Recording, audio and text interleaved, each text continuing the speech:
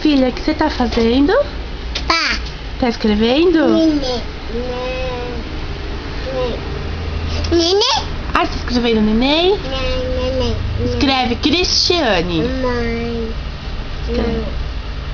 Escreve Beto. Pai.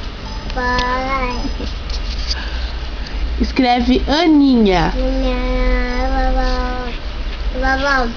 Vovó. Vai escrever cachorrão?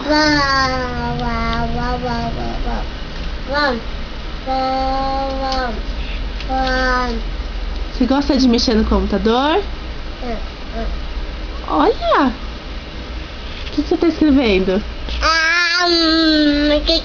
Ah, é? Mas você vai sentar aí? Não, não, não, não. Aí não pode mexer, senão vai desligar. O que você tá escrevendo? Neném? Escreve Ana.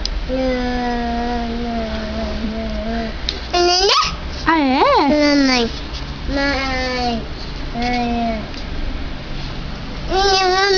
É? O que mais você vai escrever?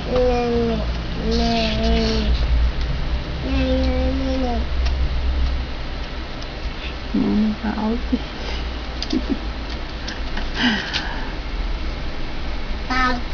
Vai escrever o quê? Pão.